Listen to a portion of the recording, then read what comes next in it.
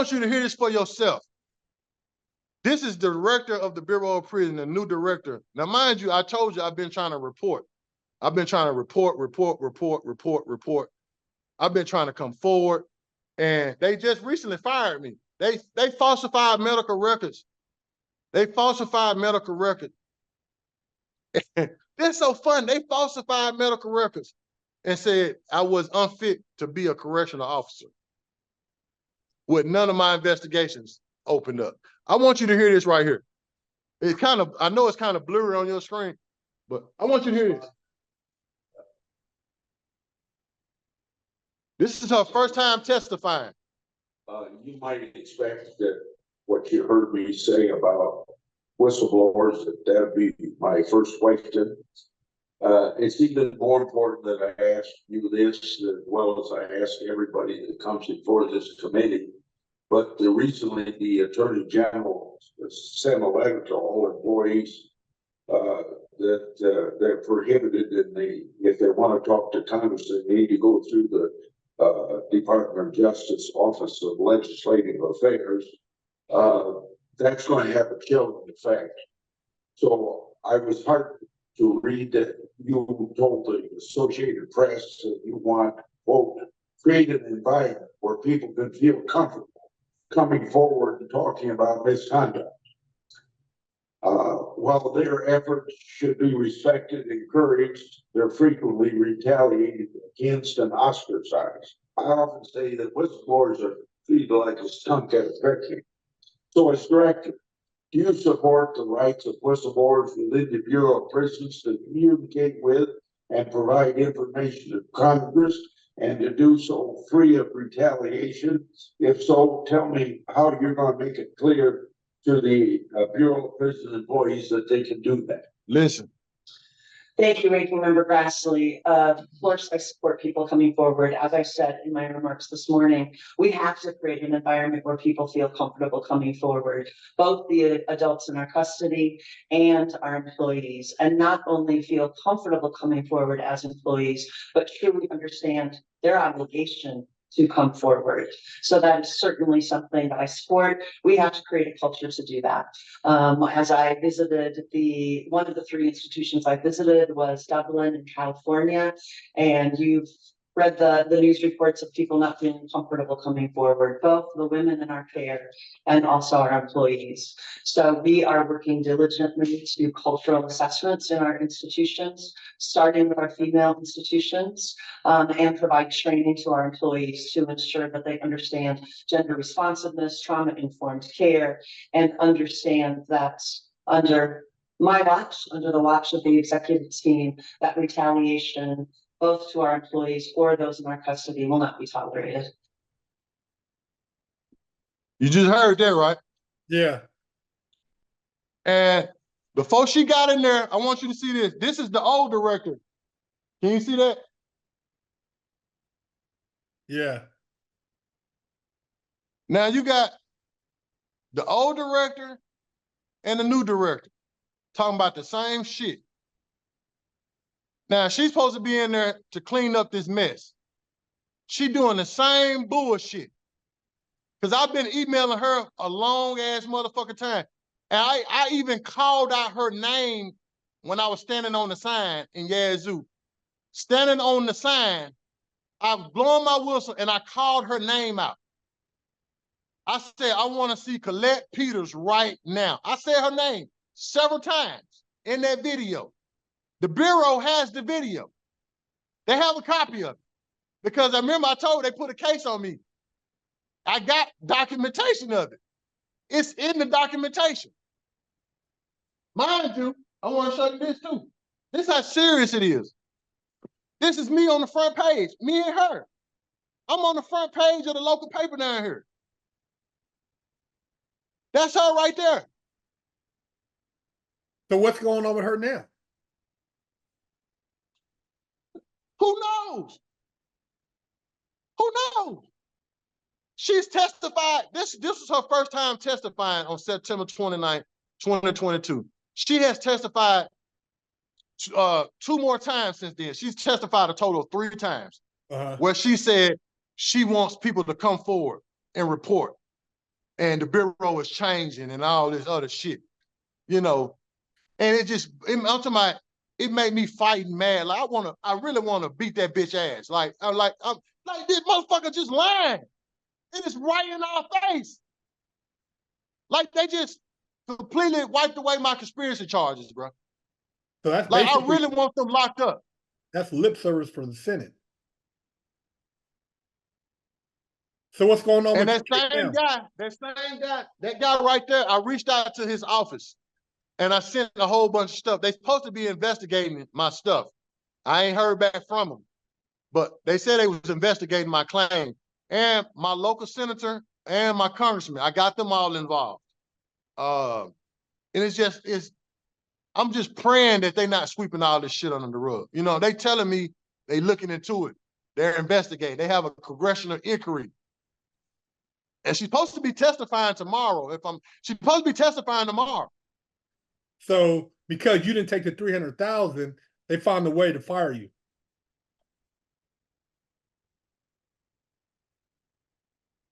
Yep. And when I tell you, man, I can prove everything that I'm telling you, like even to the far as, if you look up the Administrative Leave Act of 2016, that guy right there, he's the co-author of the bill. They created a law that is called the Administrative Leave Act of 2016. They created that law for the sole purposes of stopping federal government agencies from abusing administrative leave. Because they was wasting taxpayer dollars sending people home, and you had people at home from 1 month to 6 months. Now, I was at home 2 years getting paid. The law say 10 days is the longest somebody could be at home. And I forgot to tell you, when I did my deposition, the lawyer representing the government, that motherfucker didn't even know I was on administrative leave. So, and I want to tell you this too. The warden who sent me home, he refused to cooperate with the EEO investigator. He didn't even give a statement. So if the guy who sent me home refused to give a statement, and they breaking the law by sending me at home for 2 years, and I can show you.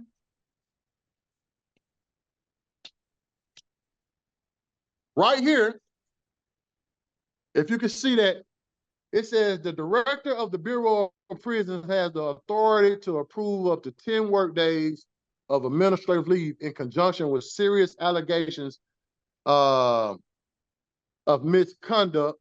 As a reminder, the activities of the employee placed on administrative leave are not restricted, nor are they required to remain in their residence. So they're 10 days. So they're trying to figure out right now, sounds like some type of plausible deniability.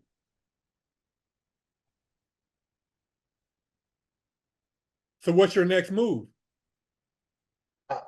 I'm talking to you, talking to people who will listen to my story to get my story out. Because let me tell you how shit, man, I even did a press conference. I hired a civil rights activist named John C. Barnett. We did a press conference outside the federal courthouse. You had news media out there. And when I tell you, I probably gave one of the best speeches of all time. It's at 6,000 views right now. I snapped. And I'm talking about I went hard. I called her out. And man, do you know, I had the Nation of Islam, you say the Nation of Islam. I had the FOI out there. I had the New Black Panther Party standing with me, and my family standing with me at my press conference. Do you know they didn't show that shit on TV? None of the stations. None of them. And I'm like, what the fuck is really going on? Like, they not showing, like, bro, they are really, I don't know if they called the news station and told them don't show my shit on TV or what. I don't know who stopped them, but they didn't show my teeth. But you just, if you go on my Facebook page, you'll see it's my pinned post. It's the first thing you see on my page, my interview. We standing outside the federal courthouse.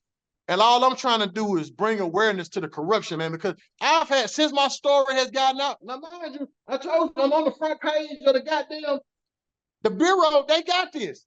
I sent this in the email to everybody in the Bureau. They got it. It's a big ass article in the middle. It's a big article talking about the Yazoo prison and the whole Bureau of Prison. It sounds like to me though, they're trying to isolate the incident, and you can best believe that what you're talking about, if it's prevalent across the country, they don't want other people connecting with you with similar situations. It's just like connecting Epstein victims or, victims of Me Too movement. They don't want you guys talking. Guess what? It's too late, because I've had several people already reach out to me.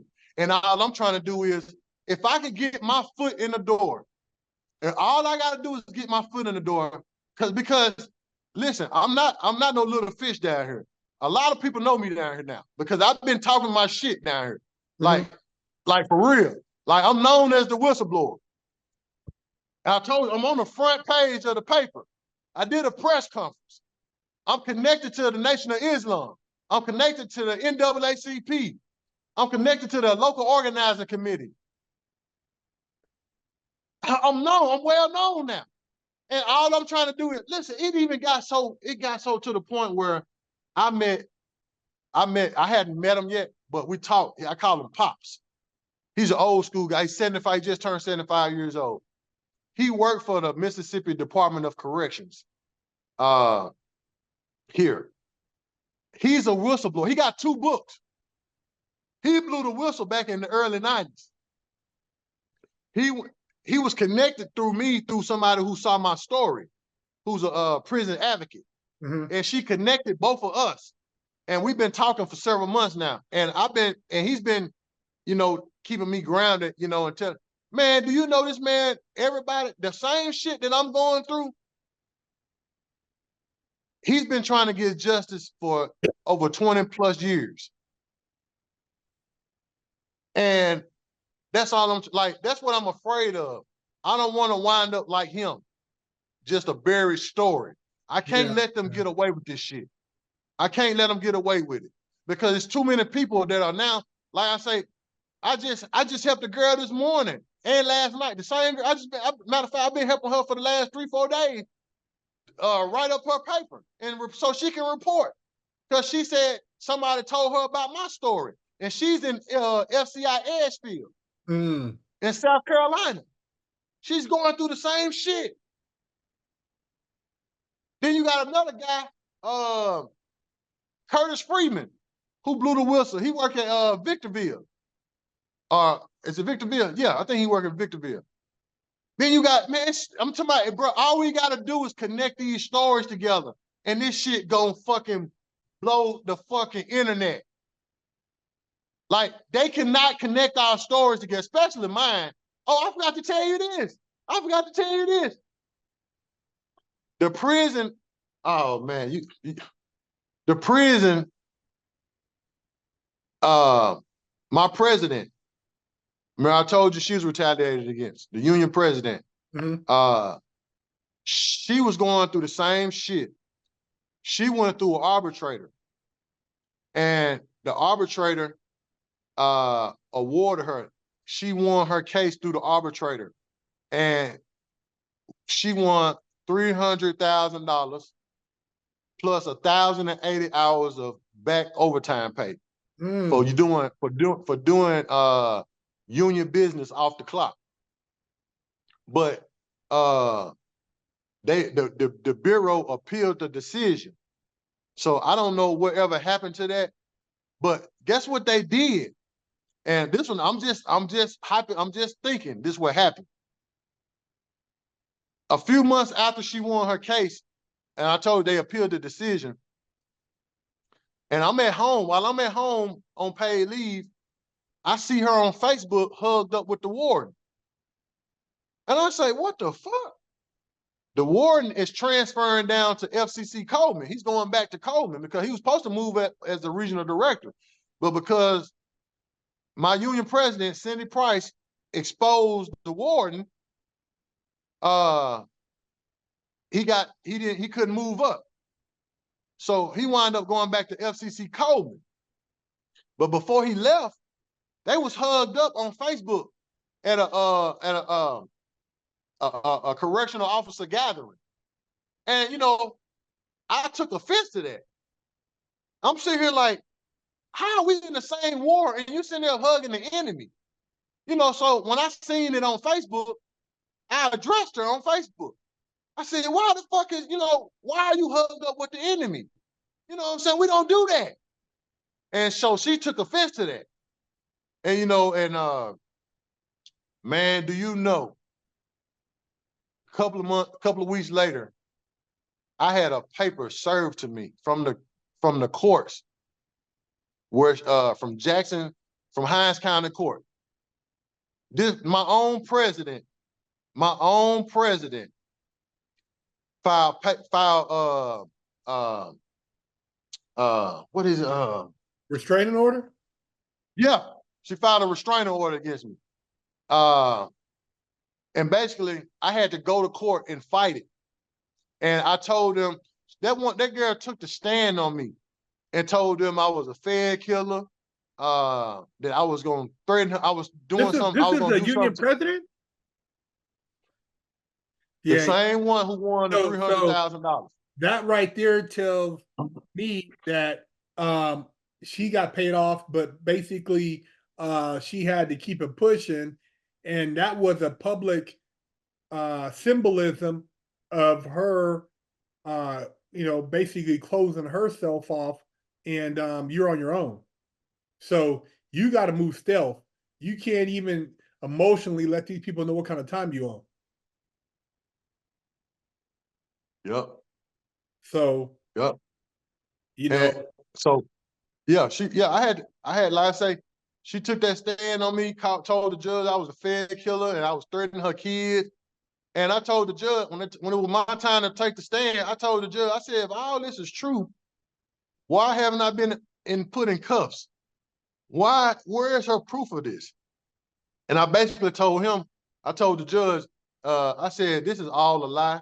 This woman is being used by the Bureau to get at me, because I feel like they told her in order to get her money, they need to get me out. She need to get me out the way.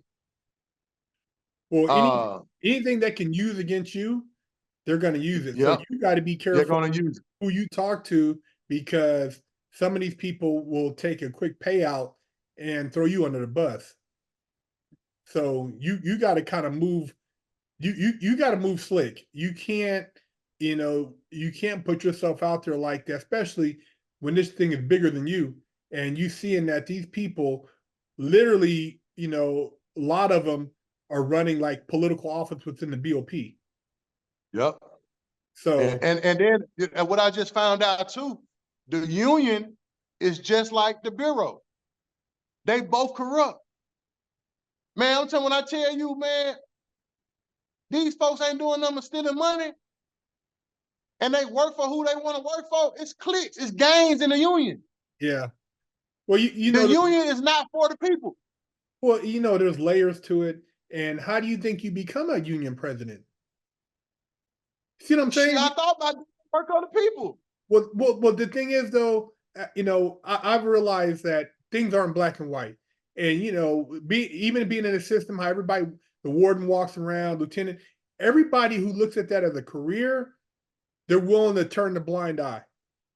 And at the highest level, you cannot be in that position unless you don't do certain things, unless you're willing to sacrifice your career. And, you're from a different cloth. So you're looking at it like, hey, you're not trying to make status. If you were trying to make status, then you would have had to kind of play ball, and they seen you weren't playing ball. Yep. So that's exactly what it is. You sure right. Yeah. It's a hierarchy, man. And those people, a lot of them are career people. They, they're gonna further the advancement of others in certain positions, cover up.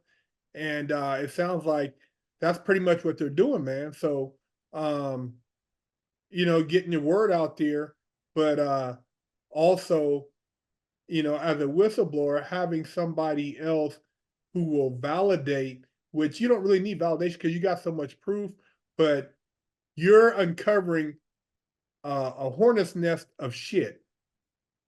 And these people are trying to keep that thing on the wraps, Yep. you know? Yep.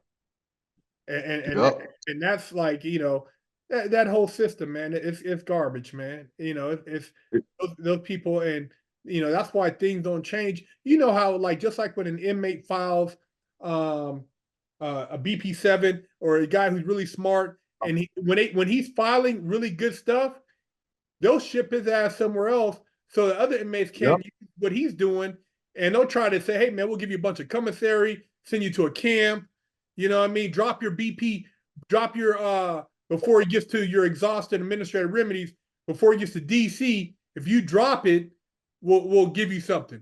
We'll take care of it. We'll take care of it. And that's how that never goes. That's why they never get these reports, because before he gets to a head, this guy's out of camp. So right. So I got an inmate letter right now that I just got from a staff member. Last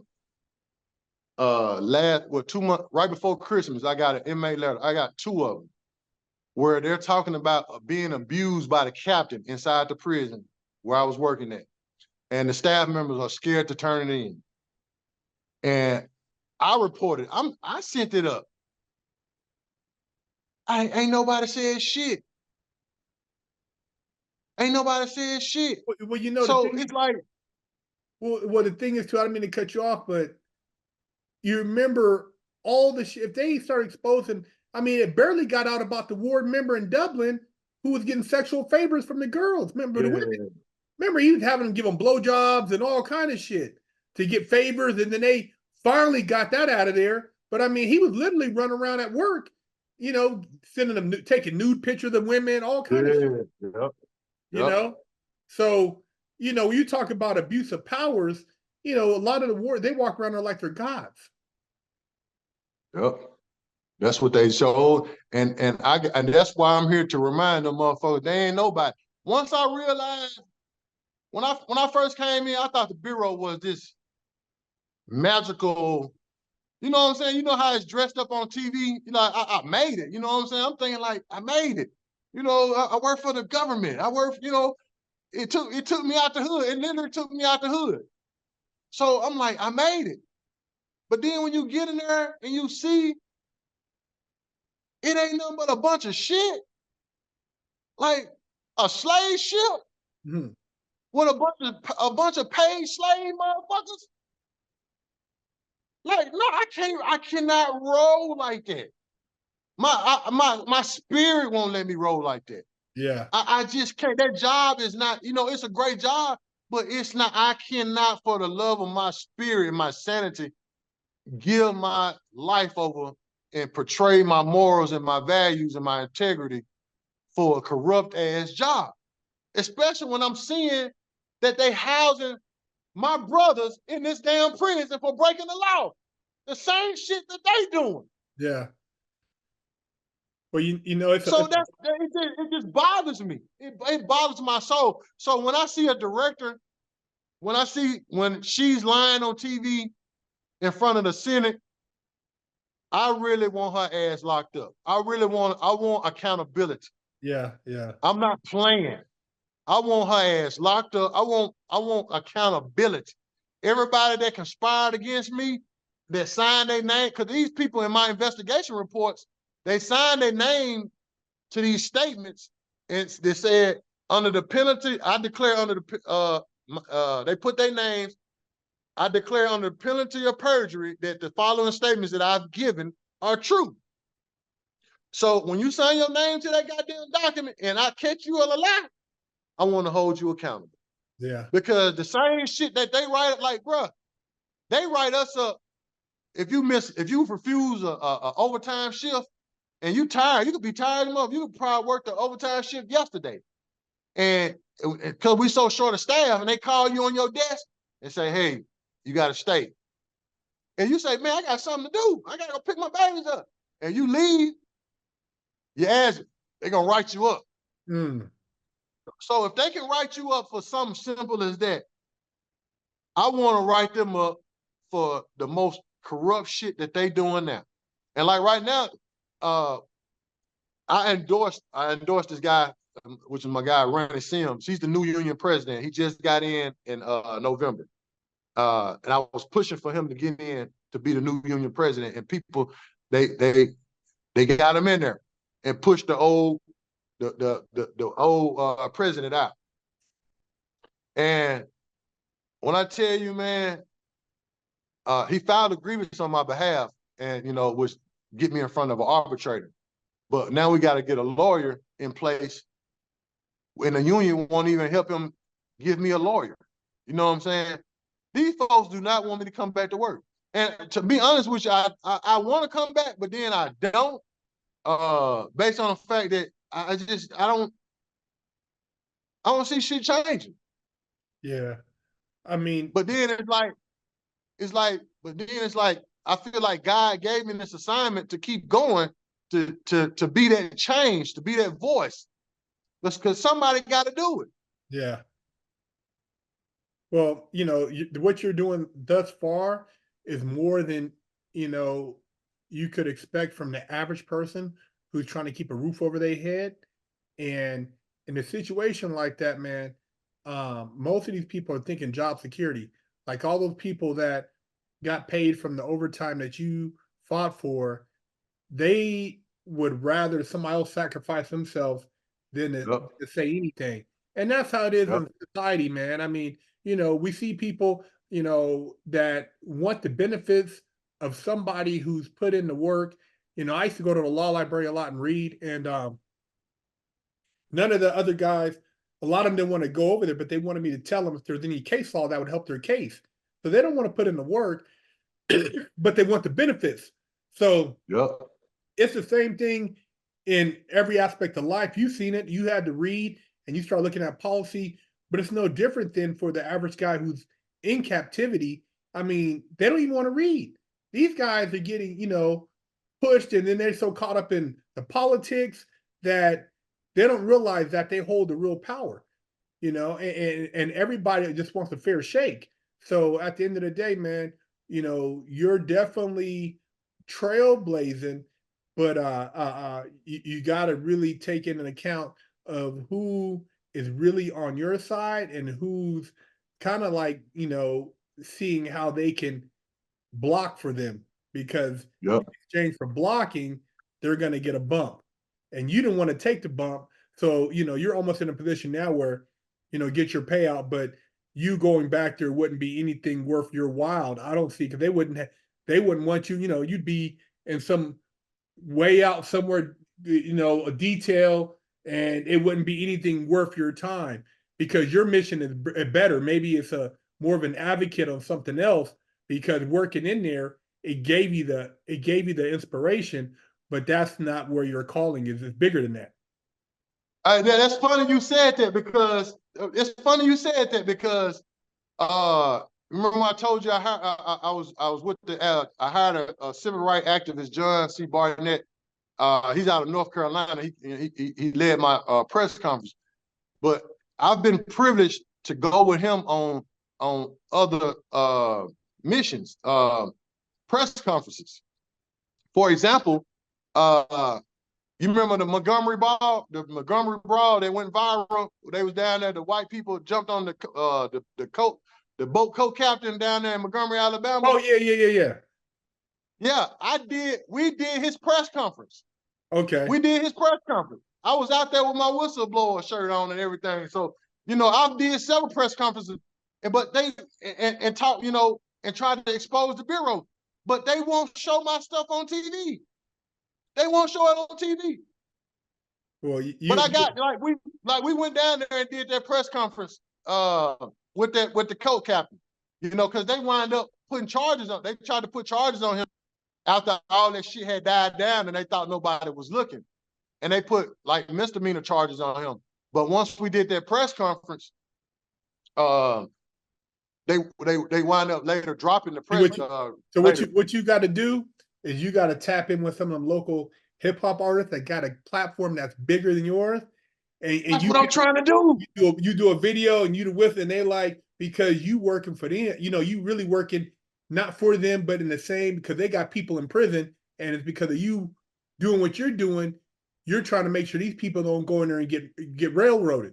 So, right, you got to, and it's good to come on this platform, even though, they throttle us down, but you got to get with somebody who has that media voice, and they're like, man, who is this right here? And then, kind of collab with that. But, I was just, I seen you did a video with,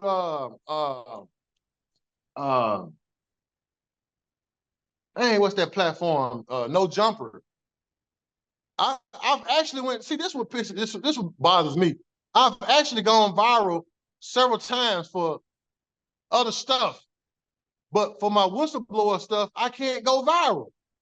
Yeah, because and I made No Jumper. What'd you say? No, I said because that's exposing. See, if it's just entertainment, okay, we're gonna put that on there. But when you talk about something that is gonna really pull the lid off it, that's why they let guys like, talk about, like, even on No Jumper, they would only let, they wanted to talk about my porn and selling drugs. They didn't want to talk about me saying how idiotic it was, how Black youth are conditioned and programmed to get caught up in the system, and how they glorify that, and how they promote us to be low frequency and low vibrating functioning beings. Right. They love that. They don't want us to talk about, hey man, if I would have stayed in school as a straight A student, maybe I could have been a lawyer, maybe I could have, become an engineer. They don't want to hear about that hierarchy of civil sense. They want us to stay with the bullshit. Dumb down. Yeah. And that's what it's about, man. So, I got on there, but I made sure I didn't glorify that, because I don't want dudes to think like, hey man, you're going to get out here and sleep with all these women, and it's going to be something that's going to empower you, because it may, it's not what it, looks to be. I mean, a lot of those people, they're doing things and then they don't think about the long-term consequence, just like the drug dealing, just like everything else, but us as a culture, we have so much influence, and their power comes from controlling that influence. So we have to take back claim for what we're allowing them to dictate, and that's what you're doing. And they're scared of that. So, hey man, coming on the platform, bro, I appreciate you, and hopefully we can have you back on again, and to share some other stories. But man, stay doing what you're doing, man. Yeah, and I appreciate you, man. Like, cause I've been on several podcasts down here in the local area, but this is the biggest platform that I've been on with you, cause and I'm hoping it just goes up from this, man, cause I really want some accountability. I really want to hold the feds accountable, because it just like I said, disturbs my spirit that they lock us up for petty shit, while meantime they breaking their own laws. You know what I'm saying? It ain't right. It ain't right.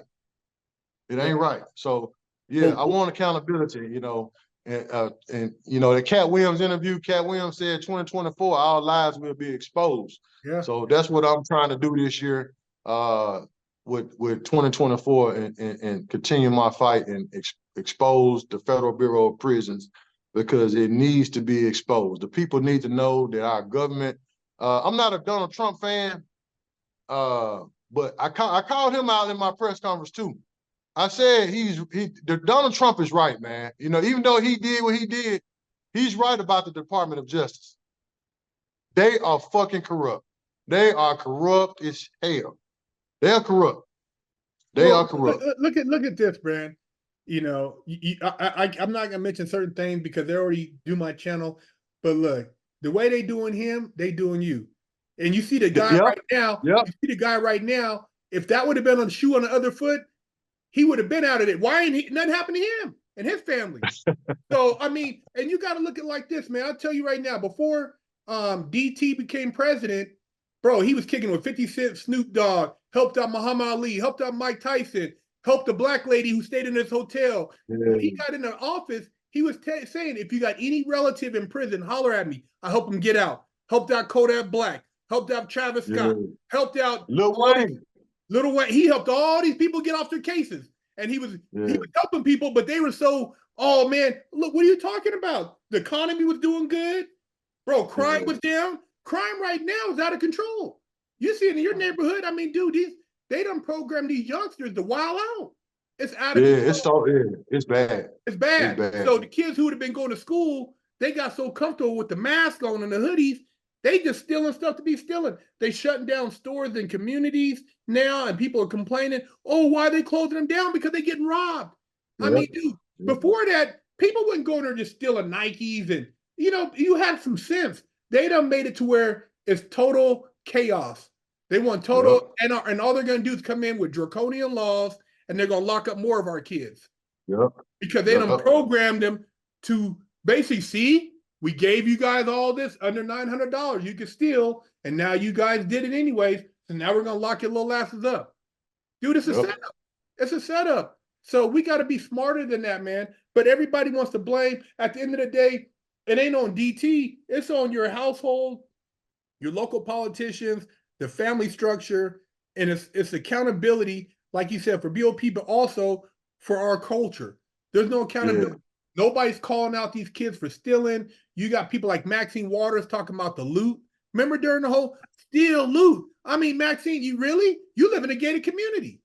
You know what I mean? AOC, all these people talking about stealing loot, go and do this. It's like these kids are trying to feed themselves. Bro, you're not trying to feed yourself by stealing like that, because you're not getting no money. You're not stealing food, and you have money, and there's a way to do things. You're not savages. You're not animals. But they want you to act like that to be justified. So yeah, man, there's a lot to talk about, but a lot of people don't really want to talk about it. So how can people reach out to you, man? What's your social media? My social media is Fred Chambliss on Facebook. That's my biggest social media platform, Facebook. I'm on Instagram as Happy Father 83, Happy_Father 83. But I rarely use social media, but like I say, my biggest platform is Facebook, Fred Chambliss. And you'll see me, I'm actually standing on 2 federal prison signs. On my Facebook profile, you'll see me standing on FCC Coleman and FCC Yazoo City. I'm standing on 2 federal signs on my Facebook profile. So, they let you know how serious I am about this, man. And I mean, I covered, I dotted all my I's, I crossed all my T's, and it's just like a waiting game. And I'm just praying that these senators and these congressmen do not cover up my stuff. I hope they didn't lie to me and say they was gonna do something. Because I got their emails.